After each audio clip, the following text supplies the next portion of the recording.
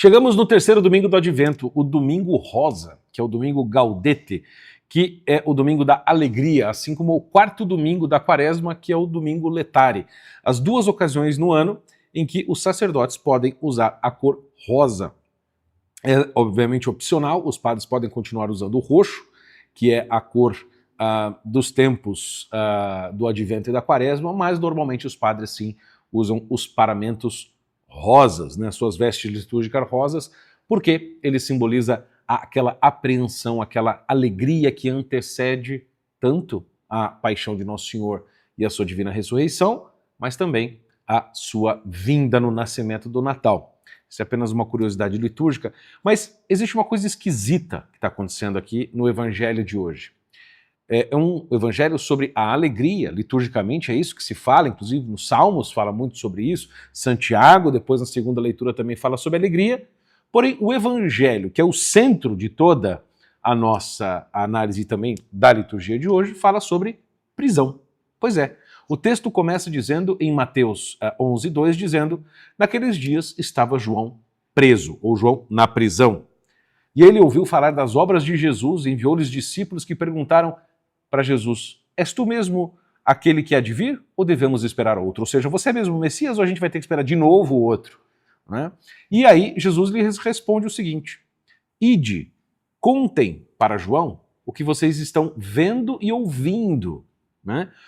Ou seja, os discursos e os feitos de Jesus, as obras e as palavras.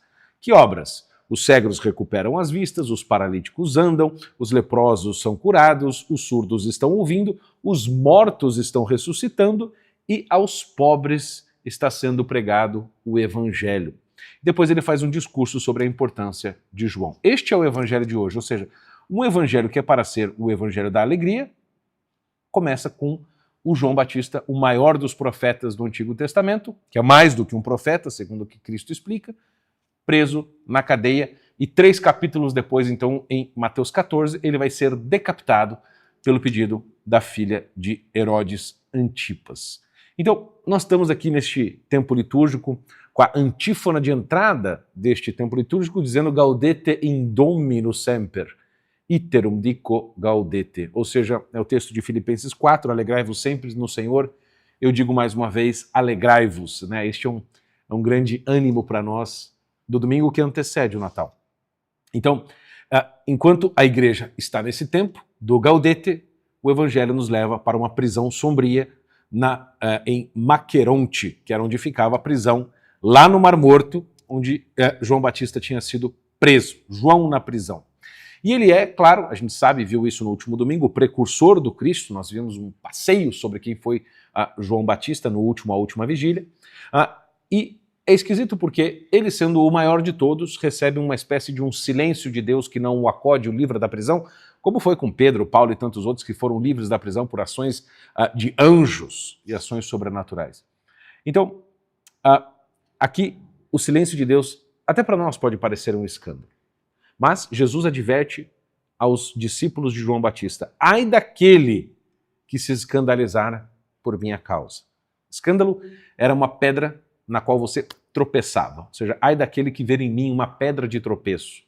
Ai daquele que me vir, aliás, como um problema, como alguém que atrapalha o seu caminho, como alguém que te leva para o mau caminho. Ai daquele que me odiar, ai daquele que for contra mim. É isso que Cristo está querendo dizer. Ou seja, ver Jesus como um obstáculo da fé.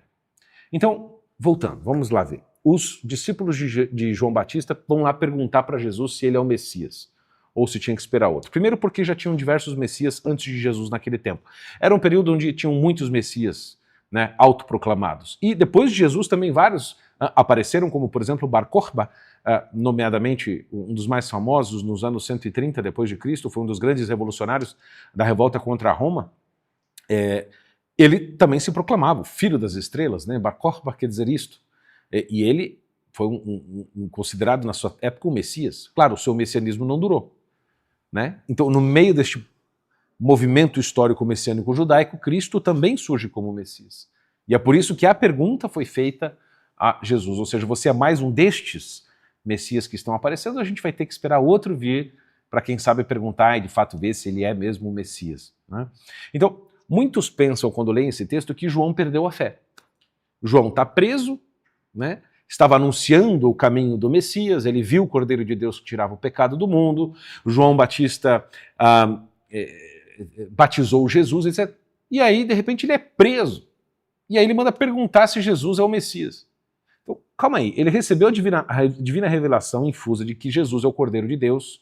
Ele já tinha até se alegrado, né, quando ele tinha meses, né, para nascer, no ventre de Isabel, com a presença de Jesus no ventre de Maria.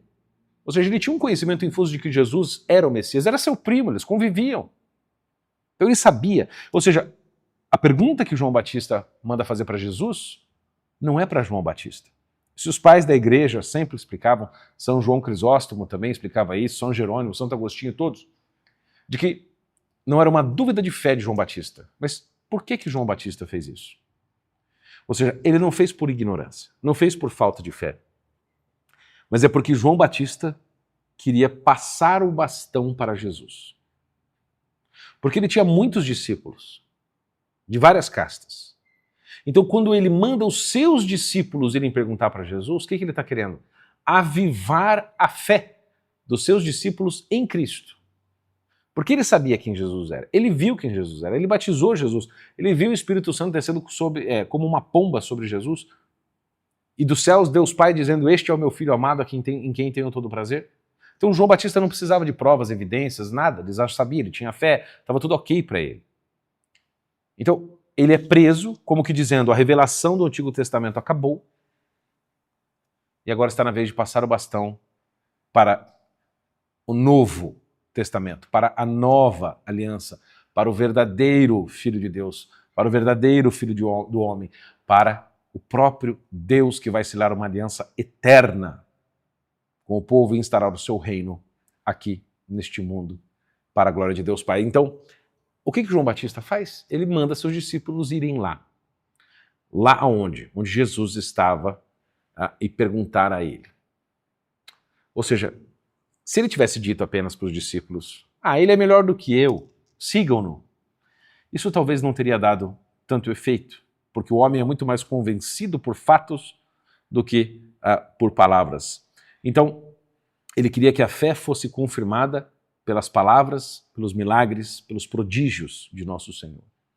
Como dizendo, olha, vocês estavam seguindo a antiga aliança, agora vocês vão seguir a nova. Vocês estavam seguindo a mim como profeta, mas agora vocês vão servir a um que é profeta, que é rei, que é sacerdote e que é vítima. Vocês me seguiam, agora sigam-no. Ele é a verdadeira aliança. Ele é o Israel que haveria de vir. Ele é o único judeu fiel. Então, quando ele faz esse encaminhamento, ele está fazendo ali a transição gradual entre o Antigo e o Novo Testamento. E é importante porque, quando perguntam a Jesus, você é o Messias? Ele não diz assim, eu sou mesmo, acreditem em mim. Não. Ele apenas diz, ide, vão lá contar para João o que vocês ouviram e o que vocês veem. Ou seja, escutem o que eu vou dizer e vejam as coisas que eu fiz, faço e farei. Os cegos recuperam a vista, os paralíticos andam, todos os milagres que ele vem fazendo. Ele está citando literalmente o texto de Isaías, o texto que nós lemos na primeira leitura de hoje, Isaías 35, né? Que diz, e se abrirão os olhos dos cegos, e se desimpedirão os ouvidos dos surdos, o coxo saltará como cervo. Ou seja, Deus está ali agindo, por assim dizer, no silêncio da prisão de João, e não na violência política como muitos esperavam. Porque as obras e as palavras verdadeiras dão muito mais testemunho, porque as palavras podem enganar, mas o testemunho e os fatos não nos enganam. Então, Jesus revela a sua identidade por palavras e obras, e ele então começa o seu discurso sobre João. Olha, João vai morrer, mas eu vou dizer exatamente quem ele é. Ele era grande, o maior de todos do Antigo Testamento.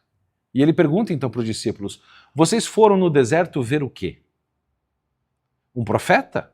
Jesus fala, sim, mas eu digo que ele é mais do que um profeta. E por que mais do que um profeta? Porque ele é aquele que encerra todos os profetas.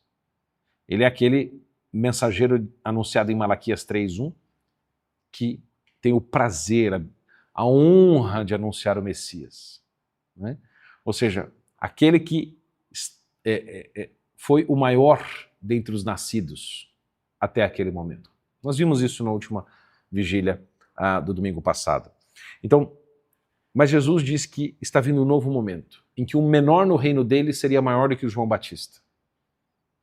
Porque aquele que tem a graça sacramental, que tem o Espírito Santo, já é maior do que João Batista, que possuía a plenitude histórica naquele momento.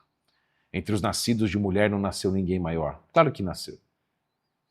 Então, João é grande, João Batista é imenso, mas o cristão é muito maior porque ele possui o próprio Cristo vivendo em si por meio da graça dos sacramentos. Agora, como é que nós podemos viver esta alegria neste domingo Gaudete com João na prisão? Ou com prisões, como João?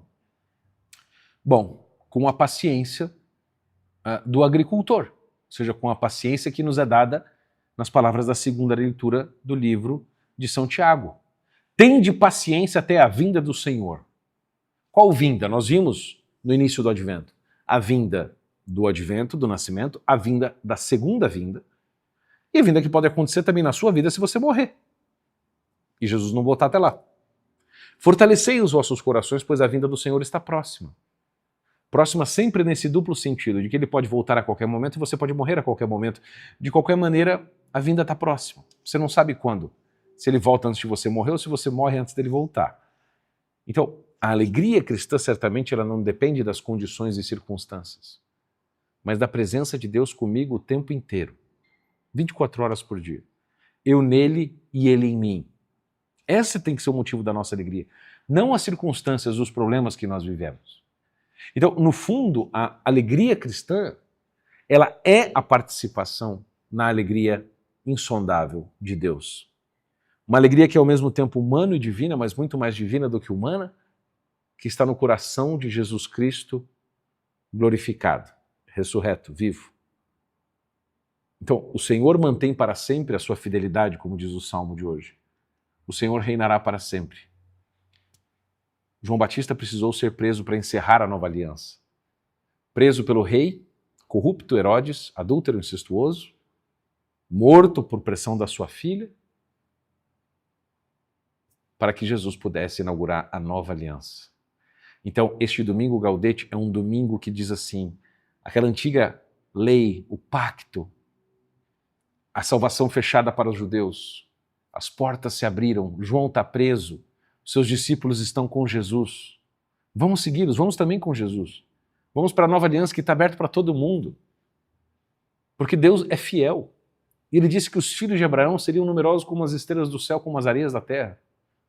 Que todas as nações iriam se reunir em Sião, ou seja, em Cristo, e iriam se alegrar e louvar a Deus e adorá-lo. Como isso pode acontecer se a salvação vinha de algum modo apenas para os judeus, por etnia? Agora, não. Não é nem por sangue, nem por vontade do homem, nem pela carne, nem por herança, por nada. Mas é pelo poder de Deus, pela graça, por Cristo. Então, por que é alegria? Porque a salvação se abriu para nós. Este é o motivo por que nós usamos rosa. Não só porque estamos à beira do Natal, mas porque, se não fosse a prisão de João Batista e a sua cessão dos discípulos dele para Cristo, ou seja, entregando o Antigo Testamento para o Novo, não teria saída para nós, senão chorar. Então é um domingo Gaudete, porque o sacrifício, o martírio de João Batista foi como que uma antecipação analógica da cruz, que acolheu a todos que recebem Cristo com alegria. Até o próximo domingo do Natal.